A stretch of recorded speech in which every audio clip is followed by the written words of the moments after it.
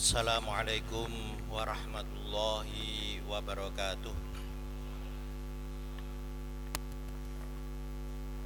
Alhamdulillah alladzi sadaqa wa'dah wa nasara 'abdah wa 'azza jundah wa hazamal ahzaba wahdah. Wallahu akbar. Wallahu akbar. Allahu akbar. La mani'a lima a'ta wa la mu'tiya lima mana'. Wallahu akbar. Wallahu akbar. Ma damal muslimun yatamassakuna bi aqidatit tauhid.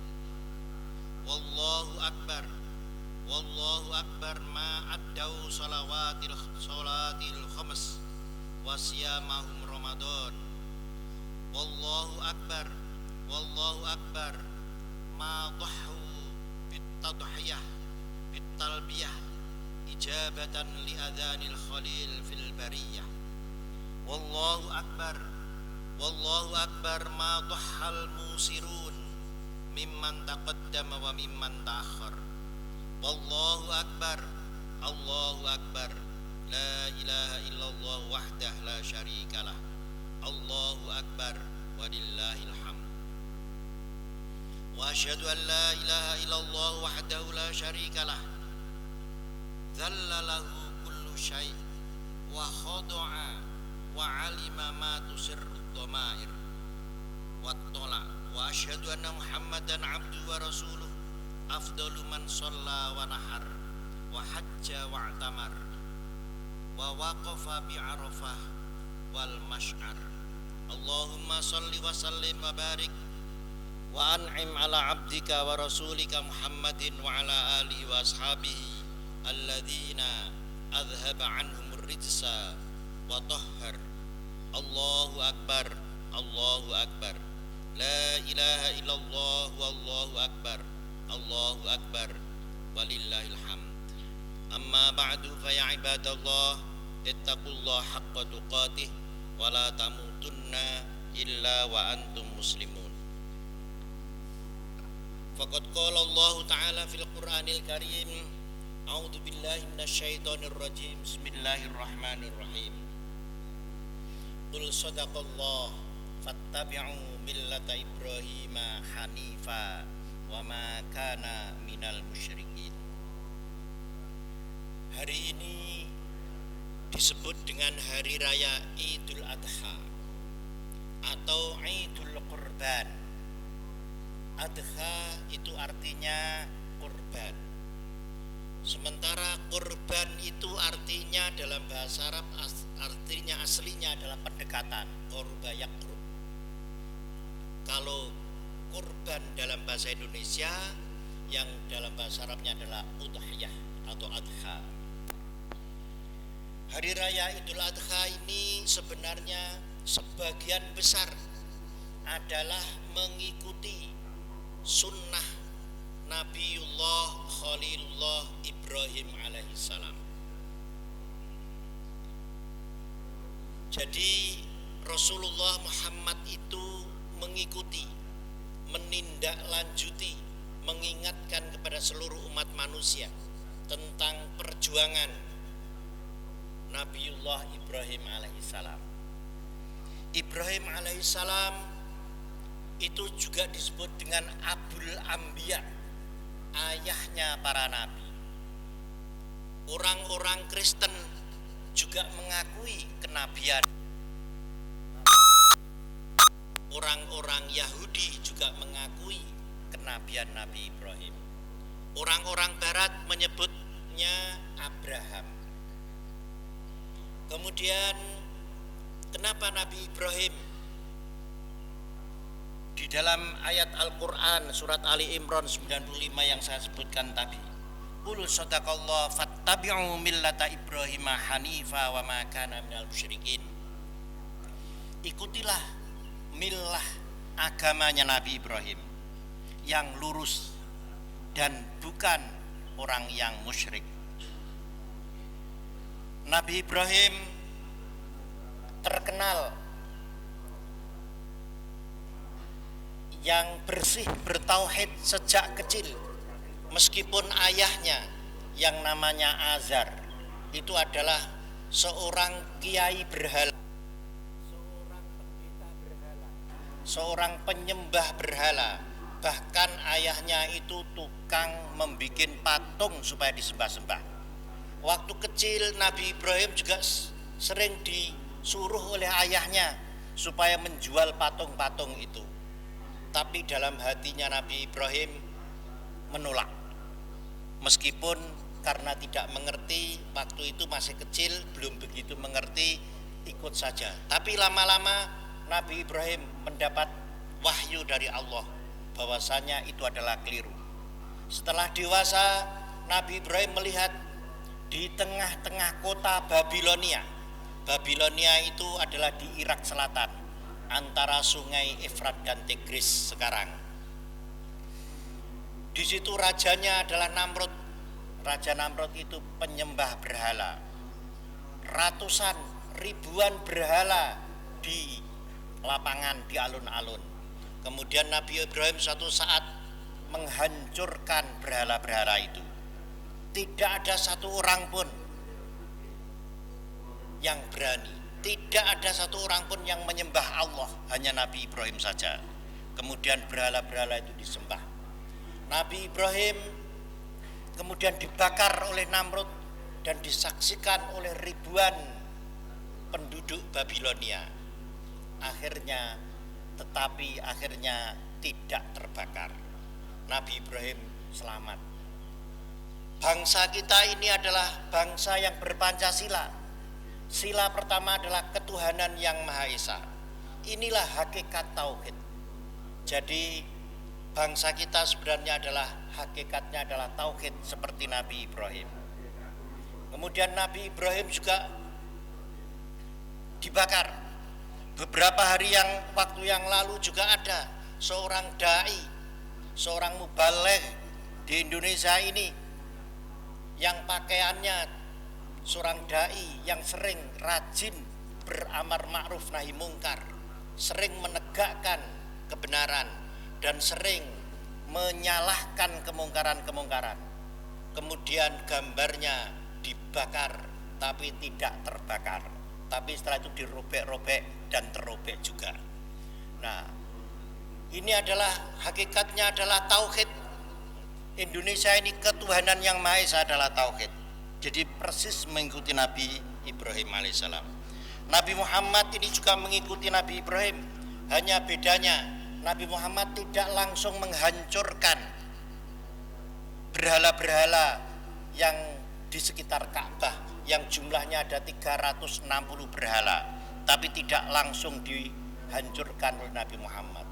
Nabi Muhammad menghancurkan setelah mempunyai kekuatan, setelah mempunyai pengikut yang banyak dan orang-orang Quraisy penyembah berhala itu kalah, baru dihancurkan. Inilah Nabi Muhammad juga mengikuti, tapi tidak seluruh apa yang dilakukan oleh Nabi Ibrahim dilakukan seluruhnya. Kemudian di sini juga ada pada hari ini orang-orang yang Muslim yang sedang berhaji. Hari ini mereka melempar jamroh. Kalau kemarin mereka wukuf di Arafah pada hari Kamis kemarin, orang-orang yang haji. Orang-orang yang haji wukuf di Arafah itu kemudian tadi malam di Muzdalifah, kemudian hari melempar jamroh. Melempar jamroh itu adalah mengikuti Nabi Ibrahim. Waktu Nabi Ibrahim disuruh menyembelih oleh Allah, menyembelih putranya. Coba sampai 80 tahun usianya baru punya anak namanya Nabi Ismail. Anak yang baru lahir itu pun akan disembelih karena mimpi Nabi Ibrahim 3 kali berturut-turut, 3 malam berturut-turut supaya disembelih. Diganggu oleh setan. Di mana ganggunya? Di Arafah. Ganggunya di Mina.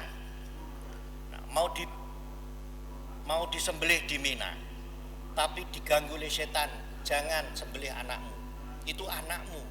Kemudian setan itu dilempar oleh Nabi Ibrahim, dilempar pakai batu-batu. Nah sekarang diikuti dengan melempar jamroh di Mina itu. Kemudian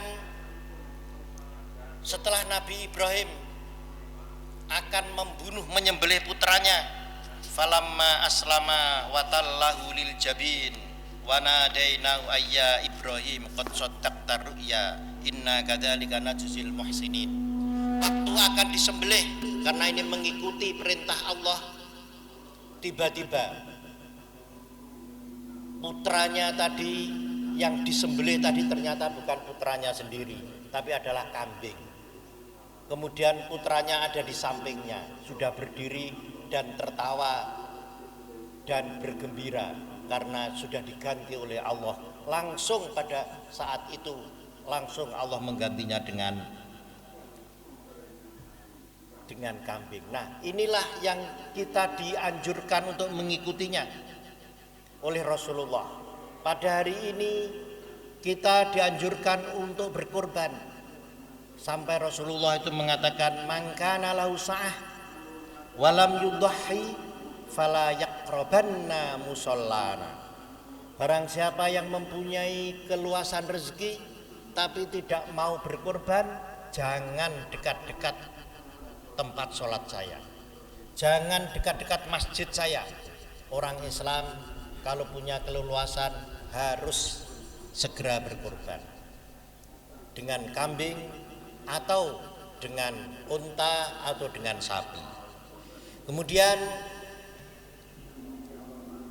disebutkan juga dalam hadis, amalan yang paling dicintai oleh Allah pada hari ini adalah iraqatud dam, yaitu selain takbir, tahmid dan tasbih adalah iraqatud dam, yaitu menyembelih. Ini adalah amalan yang paling dicintai oleh Allah. Dan ad-dam, sebelum darah itu mengucur dan sampai di tanah, orang yang berkorban itu dosa-dosanya sudah diampuni. Kemudian nanti di hari akhirat, nanti di hari hisab, di hari kiamat, korban itu akan menjadi saksi bagi kita bahwasanya kita akan masuk surga. Dan segala yang ada pada korban itu akan menjadi saksi. Kuku-kukunya, bulu-bulunya, sampai sungu-sungunya itu akan menjadi saksi nanti kita di surga. Inilah yang diikuti oleh Rasulullah terhadap Nabi Ibrahim. Kemudian Nabi Ibrahim juga perlu kita ikuti, yaitu adanya sa'i antara Safa dan Marwah. Sa'i dan Safa dan Marwah itu adalah mengikuti istri Nabi Ibrahim yang namanya Hajar. Karena pada saat putranya Ismail yang waktu itu di Mekah, yaitu di samping Ka'bah, sementara waktu itu Nabi Ibrahim ada di Palestina, berada di istrinya yang pertama yaitu Siti Sarah.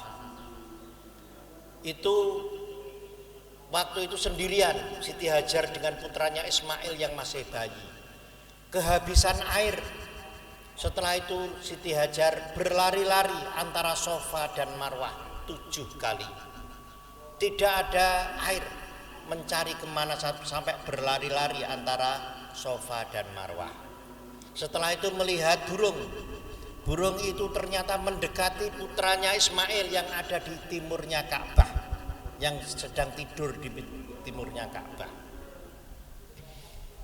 Kemudian didekati, dalam pikirannya Siti Hajar, oh ini mesti ada sesuatu, burung ini mesti mencari air.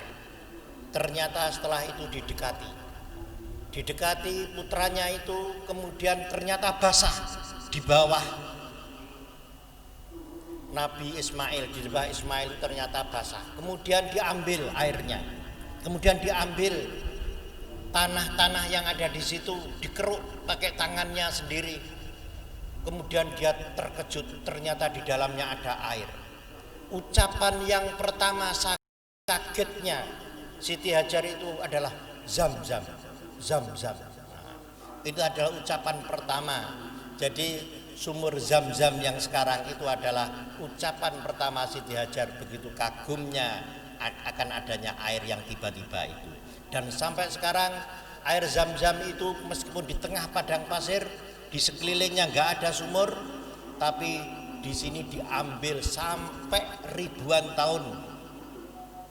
Sampai sekarang orang mengambil berton-ton air tidak habis-habisnya, dan airnya bersih, jernih, tidak usah pakai mesin supaya dibersihkan seperti Aqua atau seperti El Azba, tapi sudah bersih dan mengandung kesehatan. Inilah kehebatan sumur Zam-Zam. Ini ada cerita-cerita itu ada pada Nabi Ibrahim, Nabi Ismail, dan Siti Hajar. Inilah yang diikuti oleh Nabi Muhammad sampai sekarang ini, sampai detik ini. Kemudian ada hal yang tidak perlu kita ikuti terhadap Nabi Ibrahim. Apa itu? Pertama adalah mimpi kita. Kalau Nabi Ibrahim itu mimpinya pasti benar. Kalau para nabi mimpinya selalu benar. Tapi kalau kita mimpi jangan diikuti. Bisa saja mimpi kita itu adalah mimpi bohong. Adghatu ahlam. Jadi kita tidak usah mengikuti mimpi-mimpi kita. Tidak usah gampang membenarkan mimpi kita. Kecuali kalau mimpi itu sudah menjadi kenyataan. Itu baru oh iya, mimpi saya itu benar.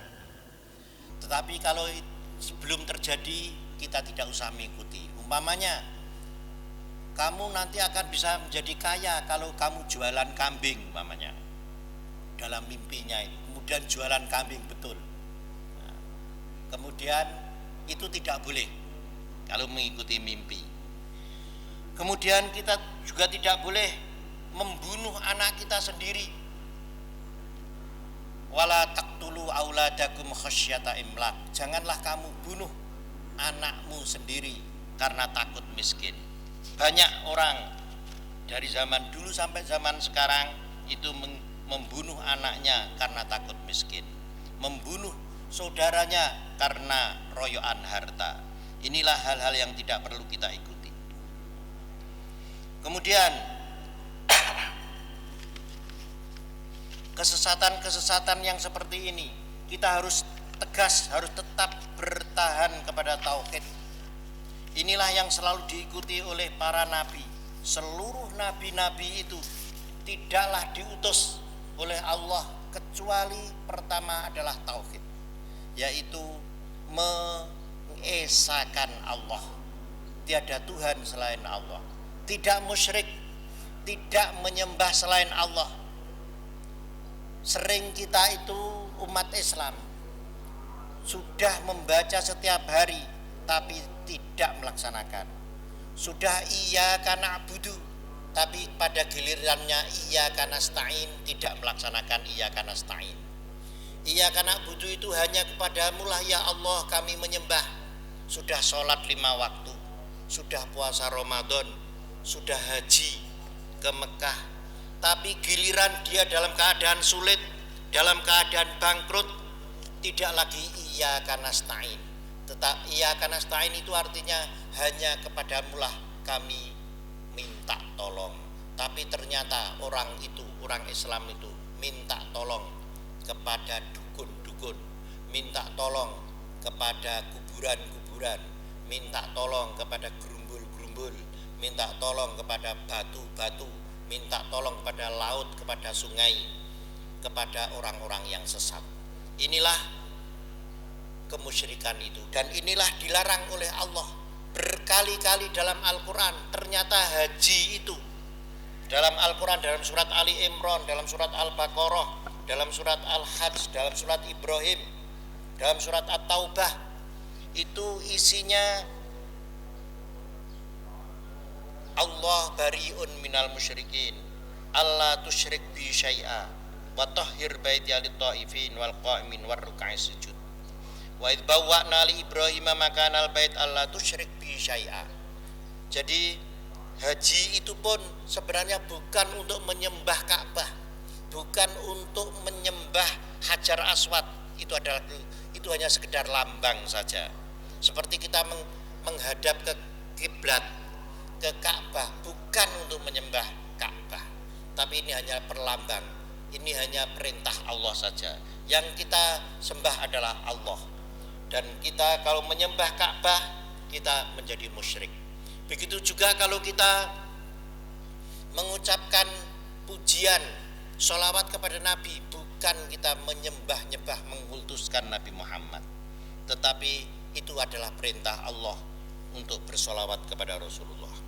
Demikianlah yang penting dari ini seluruhnya, dari Idul Adha ini.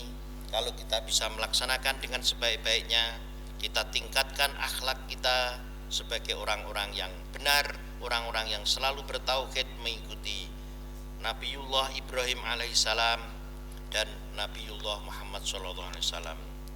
Ibadallah, innallaha malaikatahu yusholluna 'alan nabi ya ayyuhalladzina amanu shallu 'alaihi wa sallimu taslima. Allahumma shalli wa sallim wa radhiyallahu ta'ala an kulli sahabati rasulillah ajma'in walhamdulillahi rabbil alamin. Allahumma ighfir lil muslimina wal muslimat wal mu'minina wal mu'minat al ahya'i minhum wal amwat innaka sami'un qaribun mujibud da'awat ya qadiyal hajat. Allahumma izzal islam wal muslimin wa adhilla syirka wal musyrikin wa dammir al kafarata wal mulhidin wa ahlikil yahuda wa syuyu'in. Allahumma ja'alna mimman amana bika wa ata'a amrak wajtanaba nahyaka wa talaba mardatik wa hajjal baital haram wa raja'a ka yaumin waladatu ummu ya dzal jalali wal ikram. Allahumma inna na'udzubika minal barasi wal jununi wal judham wa min sayyil asqam. Allahumma dfa'annal ghala wal bala wal waba wal fitan wal mihan ma zuhara minha wa ma batan min baladina hadha khassah wa min buldanil muslimina 'amah innaka ala kulli syai'in qadir. Rabbana atina fid dunya hasanah wa fil akhirati hasanah wa qina adzabannar. Subhana rabbika rabbil izzati amma yasifun wa salamun alal mursalin walhamdulillahi rabbil alamin. Ibadallah, innallaha ya'muru bil 'adli wal ihsan wa ita'i dzil qurba wa yanha 'anil fahsya'i wal munkari wal baghi ya'idukum la'allakum tadhakkarun. Fadhkurullahal 'azim yadhkurkum wa la dzikrullahi akbar. Assalamualaikum warahmatullahi wabarakatuh.